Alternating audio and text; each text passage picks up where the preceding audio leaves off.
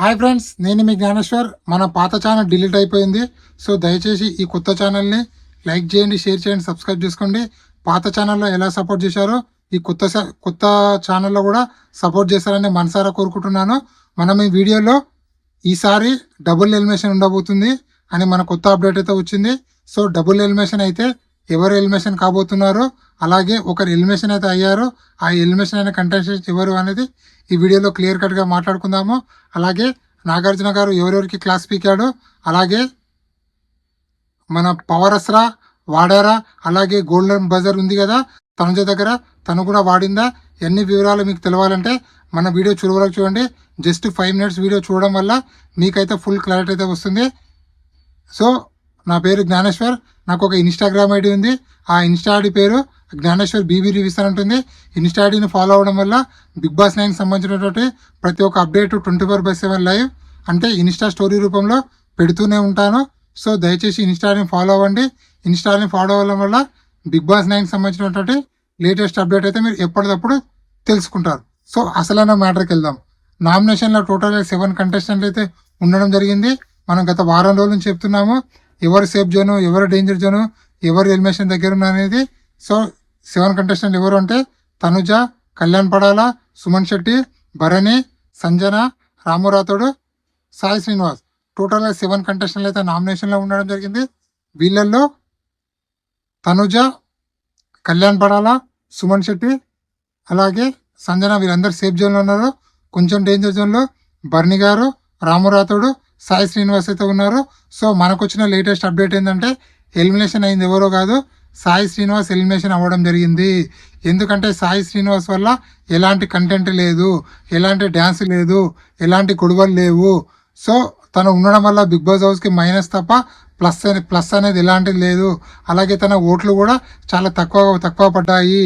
So double elimination అన్నావుగా bro అంటే double elimination పెట్టి పవర్ అస్త్రా యూజ్ చేసేటట్లు బిగ్ బాస్ ప్లాన్ చేసినట్టు మనకైతే సమాచారం అయితే వచ్చింది. అలాగే తనుజ దగ్గర గోల్డెన్ బజర్ ఉంది కదా, సో ఆ గోల్డెన్ బజర్ అన్నా లేకపోతే పవర్ అస్త్రా అన్నా ఆ రెండింటిని బర్నీని, రాముని వీళ్ళిద్దరి మధ్యలో పెట్టి దాన్ని సేవ్ చేయాలని చెప్పి బిగ్ బాస్ ప్లాన్ చేస్తుందని చెప్పి మనకైతే సమాచారం అయితే వచ్చింది. మనకున్న సమాచారం ప్రకారం అయితే ఒక సింగిల్ ఎలిమినేషన్ అయితే జరిగింది. ఆ సింగిల్ ఎలిమినేషన్ ఎవరో కాదు, సాయి శ్రీనివాస్ అని. ఇది పక్కా ఇన్ఫర్మేషన్. సో మీరేమనుకుంటున్నారు? అలాగే నామినేషన్లో కంటెస్టెంట్లో సాయి శ్రీనివాస్తో పాటు డబుల్ ఎలిమినేషన్ ఎవరైతే బాగుంది అనుకుంటున్నారో, ఒకవేళ సింగిల్ ఎలిమినేషన్ అయితే సాయి శ్రీనివాస్ అయితే ఎలిమినేషన్ అవ్వడం జరిగింది. డబుల్ ఎలిమినేషన్ అయితే ఎవరు ఎలిమినేషన్ కావాలనుకుంటున్నారు? బర్నీ గారు కావాలనుకుంటున్నారా, రాము రాథోడ్ కావాలనుకుంటున్నారా, సంజన గారు కావాలనుకుంటున్నారా, సుమన్ శెట్టి కావాలనుకుంటున్నారా, ఎవరు కావాలనుకుంటున్నారని కింద కామెంట్ పెట్టండి. అలాగే టాప్ 5 ఎవరు చెప్పు బ్రో అంటున్నారు. నా టాప్ 5 ఎవరు అంటే Kalyan Padala first, second place Tanuja, third place మన Emmanuel, fourth place Demon Pavan, fifth place Suman Shetty అన్న, రీతు చౌదరి అన్న, లేకపోతే సంజన గారు అన్న. సో వీళ్ళు ముగ్గురిలో ఒకరు టాప్ 5 అయితే ఉంటారు. సో టోటల్గా నేను చెప్పినటువంటి 8 కంటెస్టెంట్లో 5 మెంబర్స్ అయితే టాప్ 5లో ఉంటారు. ఇది ఇప్పటివరకు లేటెస్ట్ అప్డేటు.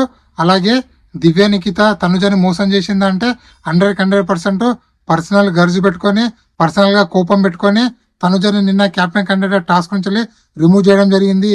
దాన్ని బిగ్ బాస్ హౌస్లో కంటెస్టెంట్లు ఎవరు నచ్చలేదు. అలాగే ఆడియన్స్ కూడా దివ్య నిఖిత గేమ్ పైన చాలా కన్నింగ్ గేమ్ అని చెప్పి చాలా కోపంగా అయితే ఉన్నారు. అలాగే కళ్యాణ్ పడాల తన కోసం తను స్టాండ్ తీసుకోకపోవడం అనేది బిగ్ బాస్ హౌస్లో ఉన్న కంటెస్టెంట్లతో పాటు అలాగే చూసి ఆడియన్స్ కూడా ఎవరికి నచ్చడం లేదు. ఎందుకంటే క్యాప్టెన్ కంటెండర్ టాస్క్లో దివ్య నిఖిత కళ్యాణ్ తీసేసినప్పుడు అంతకుముందు వాళ్ళు మాట్లాడుకుంటారు ఏమని అంటే, ఒకవేళ మన దగ్గర రెబల్ ఉంటే మన గ్రూప్లో ఎవరిని రిమూవ్ చేయొద్దు, సో మనల్ని మనం ప్రొటెక్ట్ చేసుకుందామని మాట్లాడుకున్న తర్వాత కూడా దివ్య నిఖిత కళ్యాణ్ పడాలని తీసేస్తుంది. ఆ విషయము కళ్యాణ్ పడాలకి యాక్చువల్ అయితే కోపం రావాలి, వచ్చి దివ్య నిఖితని అడుగుతాడేమో అనుకున్నాము. కానీ దివ్య నిఖిత కానీ కళ్యాణ్ పడాల అస్సలు అడగలేదు, చాలా సైలెంట్గా ఉన్నాడు. కానీ అదే దివ్య నిఖిత తనుజాని కెప్టెన్ కంటెండర్ టాస్క్ నుంచి రిమూవ్ చేసినప్పుడు కళ్యాణ్ పడాల క్వశ్చన్ చేయడం జరిగింది. సో ఇక్కడ ఆడియన్స్ ఏమనుకుంటున్నారంటే, కళ్యాణ్ పడాల ఫస్ట్ నీ గురించి నువ్వు స్టాండ్ తీసుకున్న తర్వాత పక్క వాళ్ళ గురించి ఆలోచించు.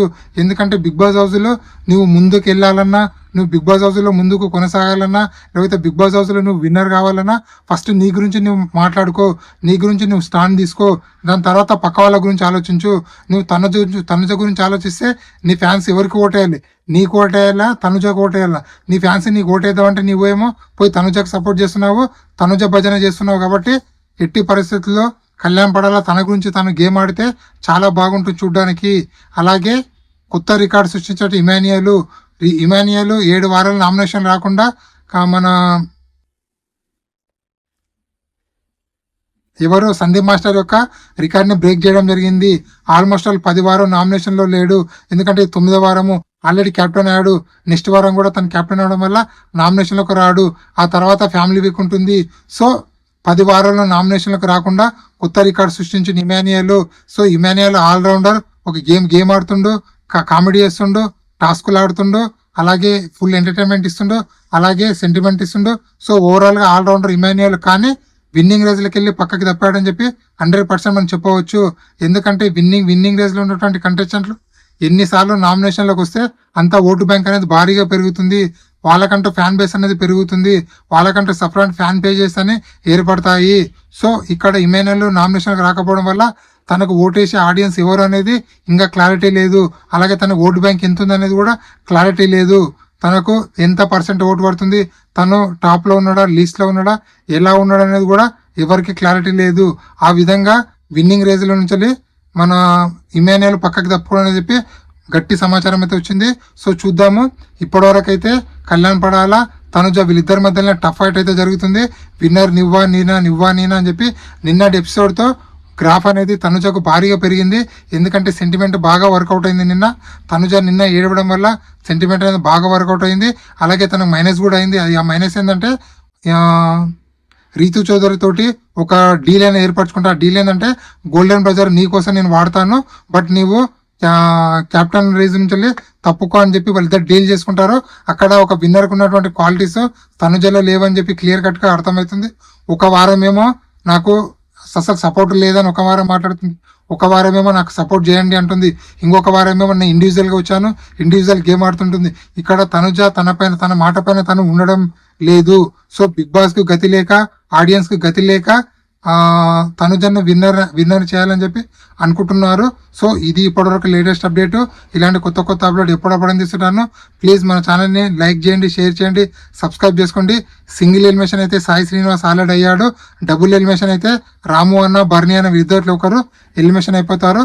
మనకున్న అప్డేట్ ప్రకారం అయితే సింగిల్ ఎలిమినేషన్, అది కూడా సాయి శ్రీనివాస్ అయ్యాడని చెప్పి ఇది కొత్త అప్డేట్. ఇలాంటి కొత్త అప్డేట్ ఎప్పుడప్పుడు అందిస్తుంటారు.